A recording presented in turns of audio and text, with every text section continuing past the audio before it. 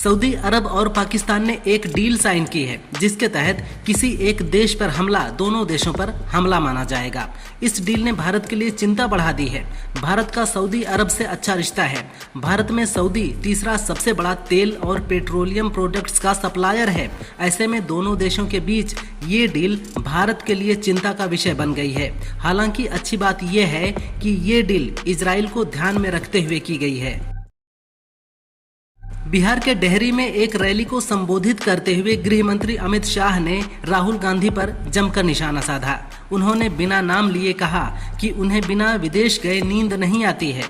उनकी यात्रा घुसपैठिया बचाओ यात्रा होती है।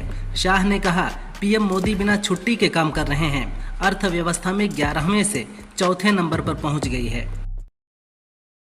राहुल गांधी के वोट चोरी के आरोप पर बीजेपी ने पलटवार किया है। सांसद अनुराग ठाकुर ने कहा कि कांग्रेस की हताशा बढ़ती जा रही है। हाइड्रोजन बम तो छोड़िए, राहुल को फुलझड़ी से काम चलाना होगा।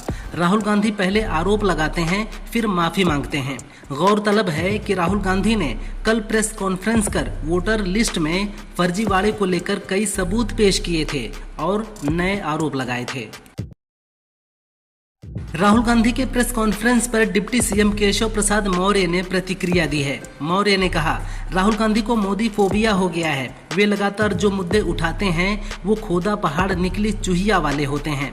चुनाव आयोग जैसी संवैधानिक संस्था को निशाना बनाकर सत्ता वियोग में विचलित हो चुके राहुल गांधी के आरोप निराधार हैं। उनके आरोप में सच्चाई है तो इसकी शिकायत चुनाव आयोग से करें। यूपी के बरेली में एक्ट्रेस दिशा पटानी के घर पर फायरिंग करने वाले 2 शूटरों के एनकाउंटर के बाद गैंग लीडर रोहित गोदारा ने कहा, हमारे जो 2 शूटर्स मारे गए हैं हम इसका बदला लेंगे। ये एनकाउंटर हमारे जीवन की बहुत बड़ी क्षति है। ये ढेर नहीं शहीद हुए हैं। हम वो काम कर सकते हैं जिसकी ये कल्पना भी नहीं कर सकते। इसमें जिसका भी हाथ है वो चाहे कितना भी पैसे वाला हो या पावर वाला हो, वक्त लग सकता है, माफी नहीं है। भारत और अमेरिका टैरिफ विवाद के बीच भारत सरकार के मुख्य आर्थिक सलाहकार अनंत नागेश्वर ने खुशखबरी दी है। उन्होंने कहा, भारत और अमेरिका के बीच सकारात्मक बात चल रही है। 8 से 10 हफ्ते में दोनों देशों के बीच टैरिफ विवाद सुलझ सकता है। अमेरिका भारत पर लगाए 25% अतिरिक्त टैरिफ को पूरी तरह हटा सकता है, जबकि रेसिप्रोकल टैरिफ को 25% से घटाकर 10 से 15% कर सकता है। नवंबर तक टैरिफ घटाया जा सकता है। खजुराहो स्थित मंदिर में भगवान विष्णु की प्रतिमा के जीर्णोद्धार पर की गई टिप्पणी को लेकर विवाद होने के बाद अब CJI BR गवई ने सफाई दी है। उन्होंने कहा, मेरे बयान को सोशल मीडिया पर गलत ढंग से पेश किया गया। मैं सभी धर्मों का सम्मान करता हूं। CJI ने कहा था कि ये याचिका जनहित नहीं बल्कि प्रचार याचिका है। आप भगवान विष्णु के इतने कट्टर भक्त हैं तो फिर उन्हीं से प्रार्थना कीजिए। मथुरा के वृंदावन में विराजमान भगवान बांके बिहारी करोड़ों की संपत्ति के मालिक हैं। ये संपत्ति किसी पुजारी, ट्रस्ट या संस्था की नहीं है बल्कि ठाकुर जी स्वयं इसके मालिक हैं। ऑडिट के लिए भगवान का खजाना 54 साल बाद खोला जाएगा। बांके बिहारी मंदिर के सेवायत पुजारी और इतिहासकार प्रहलाद वल्लभ गोस्वामी के अनुसार भगवान की कुल संपत्ति करीब 500 करोड़ रुपए है।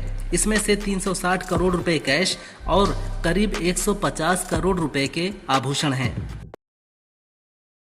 75 साल का होने पर क्या पीएम मोदी को सार्वजनिक जीवन में काम बंद कर देना चाहिए? इस सवाल पर एनसीपी के अध्यक्ष शरद पवार ने कहा, बीजेपी के लोग अब कहते हैं कि उन्होंने कभी नहीं कहा कि 75 साल की उम्र के बाद नेताओं को पीछे हट जाना चाहिए। मैं 85 साल की उम्र में भी काम कर रहा हूं और मुझे इस बहस में हस्तक्षेप करने का कोई नैतिक अधिकार नहीं है कि क्या राजनीतिक नेताओं को 75 साल की आयु के बाद पद छोड़ देना चाहिए। पंजाब के लुधियाना निवासी हरमनप्रीत सिंह ने 2020 में शादी के बाद 36 लाख रुपए खर्च कर पत्नी रमनजोत को कनाडा भेजा। उसने वादा किया था कि कनाडा में सेटल होते ही वह पति को भी वहीं बुला लेगी और दोनों साथ रहेंगे। अब रमनजोत कनाडा में सेटल हो गई है, लेकिन पति से किया वादा और रिश्ता दोनों तोड़ दिया। ऐसे में हरमनप्रीत ने ससुराल वालों से बात की तो उन्होंने भी धमकाना शुरू कर दिया, जिसके बाद उसने FIR दर्ज कराई है।